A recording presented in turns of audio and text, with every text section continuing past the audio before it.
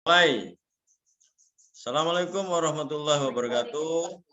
Bapak Ibu, Syawali, selamat siang. Salam sejahtera, semoga selalu sehat selalu. Ya, pada kesempatan yang berbahagia ini di in-house training yang penuh semangat ini diikuti oleh Bapak Ibu Dewan Guru PJUK seluruh Indonesia. Saya cukup bangga pada hari ini. Baik, semoga apa yang kita sampaikan ini nanti bermanfaat, khususnya ketika kembali ke satuan pendidikan masing-masing. Bapak Ibu, kita awali dengan berdoa terlebih dahulu. Berdoa menurut agama dan kepercayaan kita masing-masing, dimulai.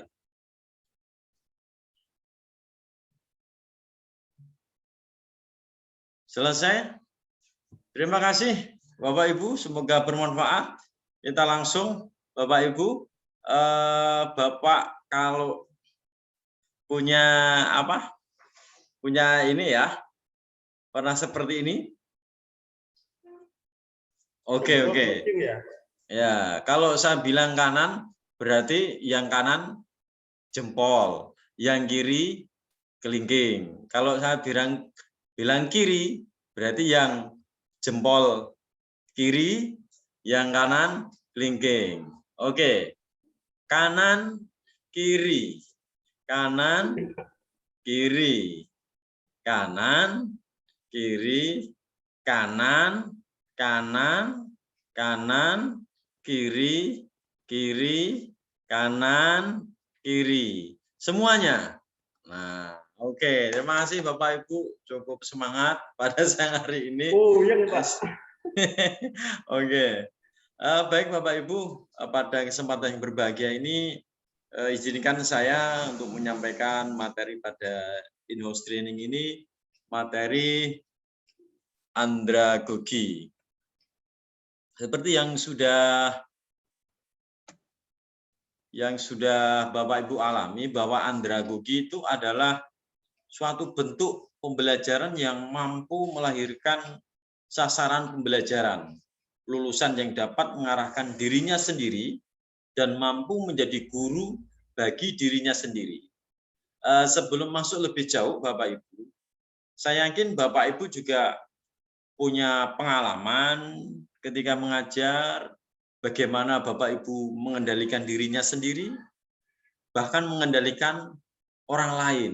Ya, ini hubungannya dengan pengalaman Bapak Ibu juga, ya.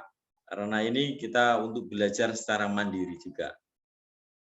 Jadi fungsinya andragogi, karena pembelajaran orang dewasa, berfungsi untuk mendidik proses pendidikan, membantu orang dewasa menemukan dan menggunakan penemuan-penemuan dari bidang-bidang pengetahuan yang berhubungan dengan latar sosial dan situasi pendidikan untuk mendorong pertumbuhan dan kesehatan individu, organisasi, dan masyarakat. Jadi kalau kita aplikasikan pada Bapak Ibu ketika Bapak Ibu kembali ke satuan pendidikan masing-masing, ini memang model seperti ini cukup membantu ketika Bapak nanti menjadi seorang instruktur seperti itu.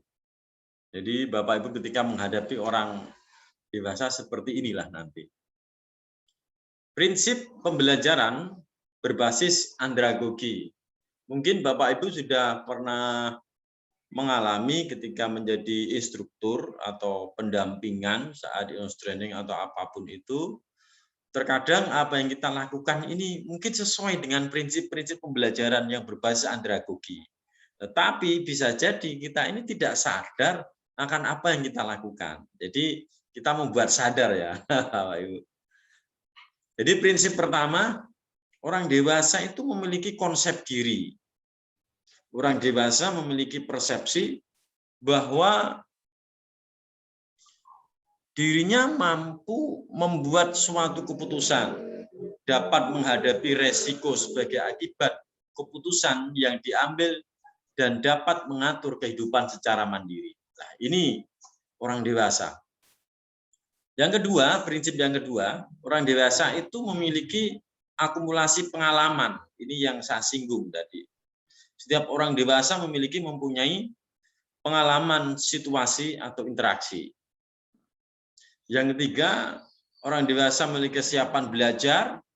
Jadi kesiapan belajar orang dewasa akan seirama dengan peran yang ia tampilkan baik dalam masyarakat maupun dalam tugas atau pekerjaan. Nah, ini nanti prinsip pembelajaran berbasis andragogi ini Bapak Ibu terapkan ketika sudah menjadi instruktur.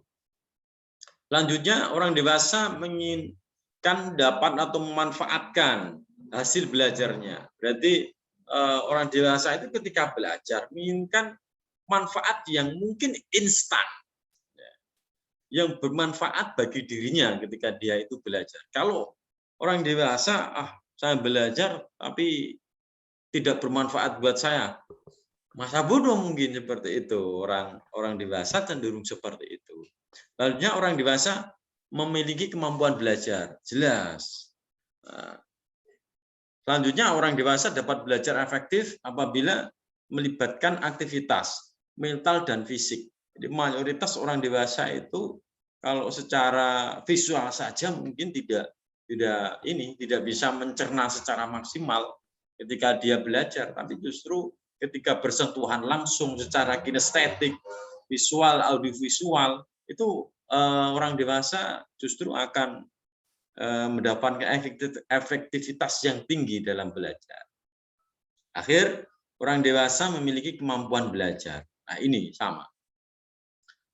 Selanjutnya, Bapak Ibu, tujuan pembelajaran andragogi ini mengembangkan kemampuan, memperkaya pengetahuan, meningkatkan kualifikasi teknis, dan jiwa profesionalisme para pesertanya. Nah, ini saya yakin sebenarnya sudah kita miliki atau Bapak Ibu miliki, sudah memiliki hal itu.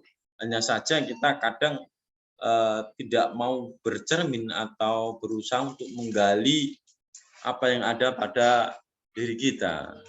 Seperti itu Bapak Ibu. Dan semoga saja Bapak Ibu nanti bisa menerapkan pada pelajaran-pelajaran kita menghadapi orang-orang dewasa. Manfaat pembelajaran andragogi atau pembelajaran orang dewasa. Yang pertama, membantu melakukan penyesuaian psikologis dengan kondisi sosial, melengkapi keterampilan yang diperlukan untuk menemukan dan memecahkan masalah yang menekankan pemecahan dengan keterampilan, bukan isinya. Jadi mereka menggunakan langkah-langkah strategis melalui bentuk-bentuk diskusi, dialog secara bersama-sama untuk berusaha memecahkan masalah. Orang dewasa lebih condong ke situ. Terakhir, merubah kondisi sosial orang dewasa. Nah, ini yang terkadang membutuhkan kesadaran diri. Terakhir, Bapak Ibu, ini kita sudah langsung masuk menjadi pembahasan kita pada siang hari ini. Jadi setelah memahami andragogi, saya berharap Bapak Ibu bisa berdiskusi tentang pengalaman mengajar di tempat Bapak Ibu bertugas. Yang pertama, kita buka kendala aja dulu. Jadi apa kendala Bapak Ibu dalam mengajar di saat masa pandemi, karena saat ini masih bergulir, masih masa pandemi masih belum berakhir di bumi Nusantara ini. Yang kedua, bagaimana solusi untuk menanggulangi kendala tersebut. Mari kita pecahkan bersama-sama, karena pada detik ini saya pun juga mengalami hal yang sama di masa-masa pandemi ini. Pengennya sih kita bisa tatap muka setiap hari, enak, ngobrol, bisa langsung head to head dan lain sebagainya. Jadi kita bisa langsung bertukar pengalaman secara langsung. Jadi ini kita berusaha untuk memecahkan solusi bersama ini Bapak Ibu. Yang ketiga, di forum diskusi kita nanti, saran apa yang perlu Bapak Ibu sampaikan demi perbaikan pembelajaran di masa pandemi. Ya, ini manfaat buat Bapak Ibu guru yang hari ini ikut in-house training dan untuk menyampaikan kepada peserta yang akan datang. Baik Bapak Ibu, pada diskusi kali ini silakan Bapak Andri, Ibu Niken dan Bapak Iwan untuk memulai jalannya diskusi ini dari 3 statement tersebut. Silakan Bapak. Saya dulu Pak. Farid.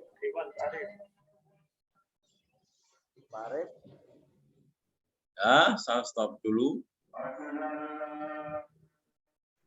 Ya Farid. Ya. Baik, ini saya lanjut Bapak Ibu.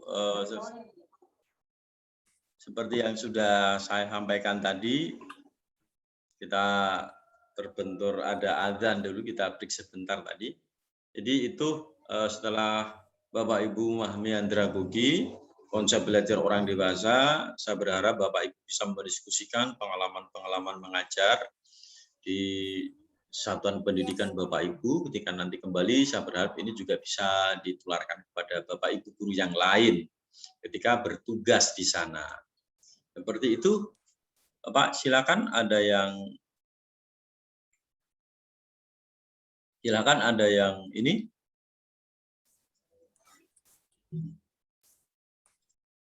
Ada yang memulai? Saya coba komentar, Pak.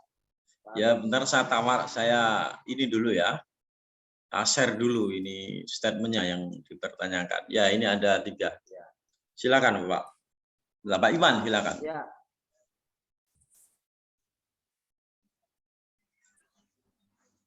Silakan, Bapak Iwan. Ya, terima kasih Pak Arif atas waktunya. Berkaitan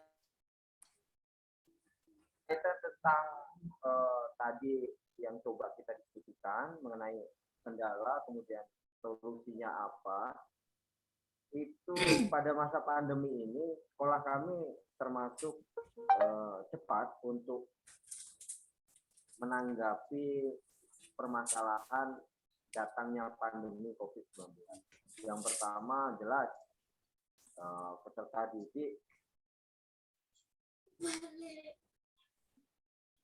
kita untuk belajar di rumah. Dan kemudian sekolah mengantisipasinya dengan membuat aplikasi. Kalau kami kenal dengan e-learning SMKN 1 Rejang Lebong. Namun apa yang jadi masalah? Yang jadi masalah adalah aplikasi itu hanya bisa memberi. Salah satu contoh, kita hanya upload materi ajar, upload soal-soal, itu saja. Sedangkan hasil dari jawaban dari anak-anak itu tidak bisa anak-anak upload ke dalam aplikasi itu. Itu menjadi masalah. Nah, bagaimana solusinya? Saya pribadi pada saat PJOK untuk anak-anak membuat tugas, membuat video untuk gerakan senam lantai. Saya minta mereka mengirimkan dengan berbagai cara metode. Satu bisa, saya tidak anjurkan mereka untuk mengirim ke WhatsApp saya karena terlalu penuh memorinya. Saya minta mereka upload ke Facebook ataupun Instagram mereka dengan menggunakan hashtag. Hashtagnya adalah PJOK SMK 1 Rejang Lebong. Nah, jadi itu solusi yang saya ambil mengenai efektif atau tidak. Saya berusaha semaksimal mungkin untuk pembelajaran itu tetap ada walaupun di masa. Nah, bagaimana saran saya mengenai perbaikan pembelajaran ini? Memang alangkah bagusnya ada memang aplikasi yang seluruh Indonesia itu sama. Mungkin bisa tidak sama, tapi satu provinsi sama. Jadi misal sekolah saya mengalami kesulitan, saya bisa bertanya dengan sekolah lain bagaimana. Kemudian bisa juga saya minta bantuan dari kabupaten lain karena sama aplikasinya dan penerapannya juga sama. Kendalanya kurang lebih bisa kami diskusikan. Saat ini aplikasi ini hanya bisa digunakan sekolah kami dan itu sungguh berat kalau kita hanya antar mata pelajaran dengan materi yang berbeda. Saya kira memang kita cuman tidak fleksibel karena antara yang kita banyak praktek dengan ceramah mereka yang mapel bahasa Indonesia misalnya. Iya, iya. Mungkin itu Pak Arif. Iya, iya. Memang yang kita alami hari ini khususnya guru PJOK itu kalau memang nggak praktek itu nggak enak gitu ya Pak Iwan ya. Iya. Jadi kan anak-anak harus unjuk giginya itu seperti Betul apa. sekali, Pak. Main sepak bola lawannya tembok. Ya silakan, mungkin kalau dari Bengkulu Pak Iwan seperti itu. Mungkin berbeda lagi nih kendalanya. Betul. Kendala-kendala ini jelas pengalaman Bapak Ibu mungkin di Papua Manokwari seperti apa dan di tempatnya Pak Andriadi juga nanti seperti apa, saya yakin ya nanti berbeda. Silakan Pak Andriadi atau Bu Niken dulu yang menyampaikan. Baik, Pak Arif. Saya dulu, Pak Arif. Ya, silakan Pak Andri. Jadi kurang lebihnya sama ya Pak Arif dengan Pak Iwan. Apalagi kita ini pengampu mata pelajaran PJOK. Yang mana PJOK ini lebih banyak prakteknya, tampilannya. Seperti itu. Kalau masa pandemi ini pembelajarannya menggunakan daring dan sifat pembelajarannya berupa teori mungkin bisa efektif.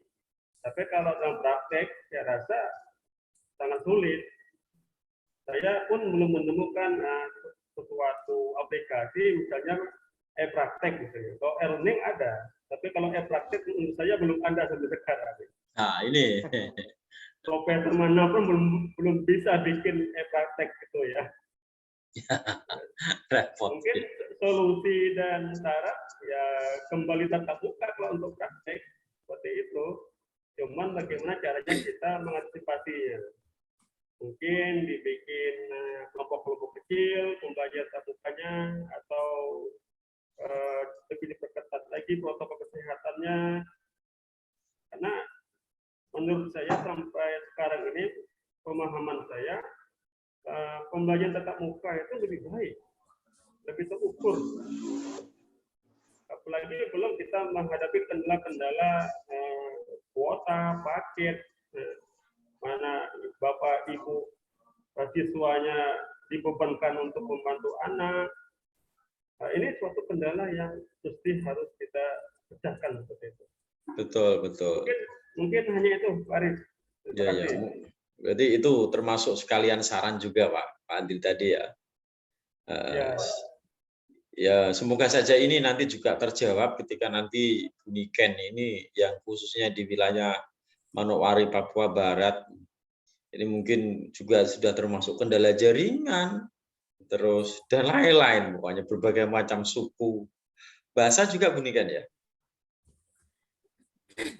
Kalau bahasanya kita lebih kepada logat Pak yang berbeda. Oh, gitu, kalau ya. bahasa kan kita gunakan bahasa Indonesia kalau di wilayah timur. Tapi kalau untuk logat yang akan berbeda mungkin kita bisa mengerti logatnya ibaratnya yang orang Manokwari di sini gitu. Tapi kalau dengan yang Ambon itu pasti kalau saya sendiri pun sampai sekarang masih suka bingung gitu. Masih suka ini apa maksudnya gitu. Jadi saya akan meminta siswa saya yang lain gitu ya, yang paham dan dia lebih lancar istilahnya dalam bahasa Indonesia yang baik dan benar untuk menerjemahkan itu tadi dia mengatakan maksudnya apa gitu. Gitu Pak kalau di sini Pak. Kendala juga itu masih menjadi sebuah kendala untuk saya. Oh gitu ya. Mungkin saat pandemi ini gimana Bu kendalanya di sana? Biar nanti bisa menjadi referensi buat bapak-bapak yang di provinsi yang lain ini. Iya, kalau saat pandemi ini kendala yang jelas itu ada di sinyal Pak. Karena kan murid saya itu kan bukan hanya dari anak-anak kota ibaratnya kota kabupaten ataupun kota-kota yang rame gitu loh. Murid saya itu ada yang wilayahnya dari pedalaman karena 50% murid saya itu harus diambil dari anak-anak kawasan konservasi, kawasan hutan konservasi. Jadi otomatis itu memang sudah yang tempatnya yang jauh sekali dari kota gitu. Jadi ya kami melakukan kerjasamanya dengan mitra kami itu alumni SKMA. Jadi sekolah kami dulu kan namanya sebelum SMK Kehutanan namanya SKMA. Itu yang dulu masih ikatan dinas itu. Jadi kami melakukan kemitraan dengan mereka untuk memfasilitasi adik-adiknya. Jadi kami akan meminta bantuan. Jadi sebenarnya kami gini, sebenarnya pembelajaran kan menggunakan aplikasi Classroom gitu, Google Classroom. Ya. Cuman kan kalau untuk anak-anak dengan kondisi khusus tidak akan berjalan. Nah, disitulah fungsinya kita menjalin kerjasama dengan mitra. Biar mitranya, ibaratnya begini, anak 1 minggu sekali akan keluar dari kawasan untuk ketemu dengan mitra yang kami tunjuk gitu, untuk istilahnya ya menanyakan tugasnya kami untuk dalam minggu ini apa. Jadi itulah yang masih menjadi kesulitan untuk kami, Pak. Peran paling utama itu pokoknya. Ini yang dibutuhkan sarannya ini gimana menurut Buniken, kalau khususnya di wilayah Buniken sendiri nih? Kalau di wilayah saya ini ya sarannya perbaikan dalam hal jaringan gitu. Berarti bukan pada saya Iya, dong ini. Iya, itu saran paling utama, itu perbaikan dalam jaringan. Di samping bagaimana, ya sarannya ya kita sebagai guru harus pintar-pintar lah mencarikan solusi sesuai dengan pembelajaran, prinsip Merdeka Belajar kan, kita berpusat pada anak. Jadi ya bagaimana kita lakukan itu diagnostik di awal gitu, kemudian kita perhatikan kondisinya anak bagaimana ya, bagaimana kita akan merencanakan pembelajarannya, begitu Pak. Oke. Baik, terima kasih Pak Andriadi, Bu Niken, sama Pak Iwan. Kalau pada dasarnya yang justru yang bisa memecahkan masalah itu justru saya lihat itu dari Bapak Ibu sendiri gitu ya. Memang masalah itu Bapak Ibu bisa mengidentifikasi permasalahan yang muncul di wilayah masing-masing. Ternyata dari pemaparan Pak Andriadi, Bu Niken, dan Pak Iwan sendiri justru sudah memunculkan sebuah solusi. Salah satu contoh di tempatnya Niken di Manokwari tadi ada kerjasama, ada kemitraan seperti itu ya. Ya ini memang itu salah satu solusi juga. Ya, kalau ngomong jaringan, kalau saya sudah jadi presiden aja Pak Bu, ya aku atur semua itu. Ya. Ya mungkin ada tambahan mungkin dari Pak Andri, Pak Iwan untuk mengomentari teman-teman, Buniken juga ingin komentari yang lain. Cukup, Pak. Cukup. Oh, cukup ya. Baik, terima kasih Bapak Ibu untuk pembelajaran andragogi pada kesempatan siang hari ini. Sesuai dengan jadwal yang sudah kita tentukan, kita sudah masuk pada session-session yang mungkin akan lebih berat ya. Tapi saya berharap model atau andragogi ini, konsep andragogi ini bisa Bapak Ibu terapkan ketika nanti kembali ke wilayahnya masing-masing, sehingga proses pembelajaran menghadapi orang-orang dewasa ini bisa lebih efektif, khususnya kepada Bapak Ibu Dewan Guru yang ada di satuan pendidikan kita masing-masing. Baik, bagi menutup, kita berdoa kepada Yang Maha Kuasa, semoga apa yang kita pelajari, yang kita diskusikan pada kesempatan siang hari ini bisa bermanfaat. Amin ya rabbal alamin. Baik, dari saya cukup. Saya Ahmad Zainul Arif. Kurang lebihnya mohon maaf. Allahumma fiq wal motorik. Assalamualaikum warahmatullahi wabarakatuh. Waalaikumsalam warahmatullahi wabarakatuh.